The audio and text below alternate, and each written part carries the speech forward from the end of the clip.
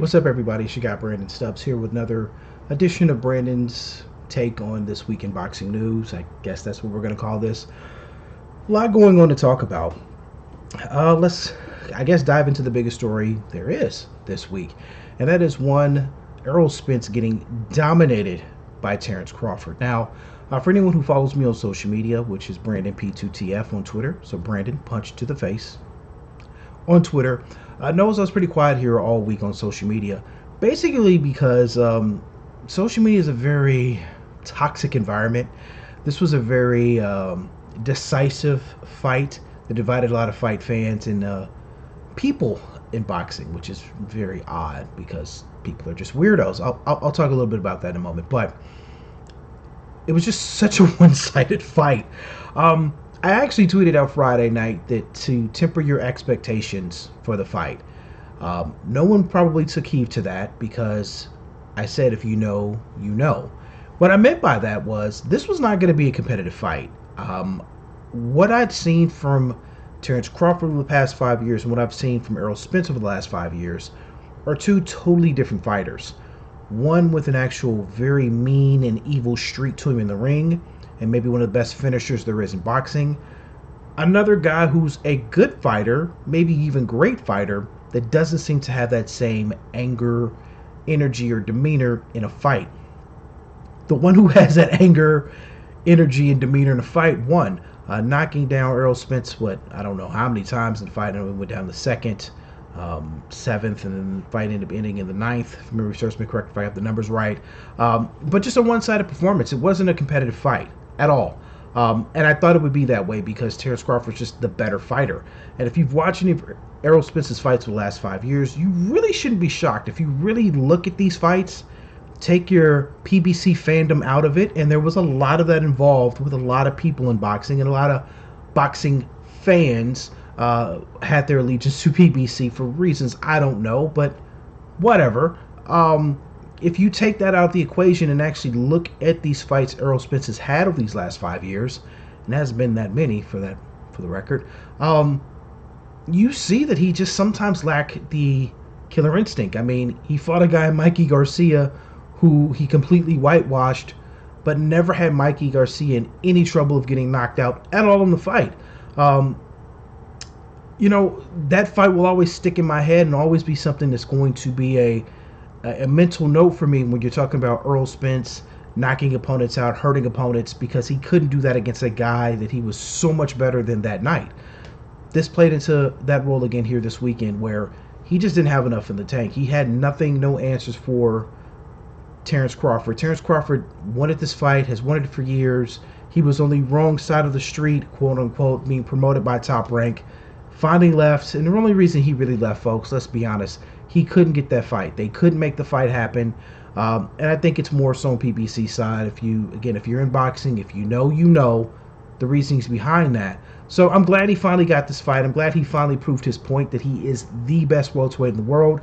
He is the best welterweight in boxing since Mayweather's reign, since Pacquiao's reign. I mean, he is that next guy that you can look at and when you say great welterweights, that's the guy that you name. He's going to be now in that conversation with those fighters with the dominant performance he had over Errol Spence Jr. Now, let me kind of dive into to what we may see next in regards to these two. There was and is a rematch clause. The rematch clause works as following. The loser has the ability to invoke this rematch clause, but the winner gets to pick where this fight occurs. And what I mean by that is what weight class. So with Terrence Crawford winning, he can say, hey, we're running it back in 147. There's a chance the fight could be ran back at 154. Honestly, the fight doesn't need to be ran back, period. There's nothing that happened in this first fight that makes me say Errol Spence can win a rematch. There's nothing there. Now, will he have a better chance at 154? Possibly. Maybe he was draining himself too much physically to fight here at 147. But again, the winner now has that ability. Terrence Crawford could, drain Errol Spence dry again, making him fight at 147 for the rematch if that's something they want to do. I really hope they don't. I really don't see the need to see the rematch at 154, especially if there's no belts on the line. It's pointless to run the fight back immediately next. And that's something Earl Spence said in the post-fight press conference. Hope they can do it again before the year is out. No. No, it's no need. It's no need to see that fight again. Which now brings me to the argument and a segue into the next topic here of the week is where this has put Terence Crawford in regards to pound for pound rankings. For full transparency, I am a voter and part of the panel for the Transnational Boxing Ranking Board. There's a lot of letters there. So I'm part of a voter there. We've already kind of had some internal, I wouldn't say beefing, but questioning in regards to who's number one, whether it be Terence Crawford or Inoue. And I bring up now, that's a segue into the next topic of the week, and that is Inoue. Hopefully I enunciated all those words correctly. Dominating in Japan Tuesday morning for us here in the States over Stephen Fulton. He moved up in weight class. Stephen Fulton came over to Japan, defended his two unified championship belts, and got waxed and got stopped by Inoue. Again, this is one of those things. If you know, you shouldn't be too surprised by it. Now, was I a little bit surprised on how easy Inoue made it look? Yeah, I was. I'm not even going to lie about it. I thought Stephen Fulton would put up a little bit more of a fight than what he did. He did, oddly enough, have his best round before getting knocked out the following round, which is crazy to think. But the speed of Inoue, the angles he was coming at, it was so many different things that just seemed like Fulton had no answers for in the fight, and then he ended up getting stopped, which was tough to watch to see because you thought it would be a little bit more competitive than what it was. But the ending was not overly surprising. There wasn't much of a size difference either. And the funny thing is, again, you saw after the fight, and kind of even the same thing now in the aftermath of Earl Spence losing, you're seeing the PBC fanboys get quiet. Crickets right now. So they're right now licking their wounds. They had their guy Stephen Fulton, who they thought was going to go over to Japan, beat up a much smaller Inoue. Didn't happen. Thought he was going to get outboxed in a way, but instead Inoue outboxed Fulton. They thought their guy Errol Spence, who's been the long-reigning PBC champion for the welterweights, was going to do the same to Terence Crawford. Him jumping ship and coming over didn't happen. So they're mighty quiet right now. And again, I have no problems with people being fans of things and people, but sometimes showing this weird allegiance to promoters is so odd to me. I don't get it. I don't have any allegiance to anybody. No one's cutting me a check, so I don't care. You're a fan, neither should you. You're paying these people. Why would you have an elite? Let me just stop.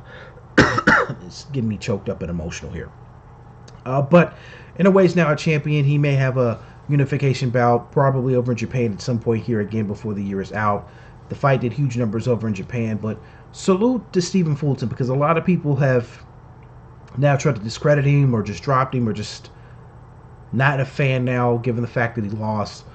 He dared to be great.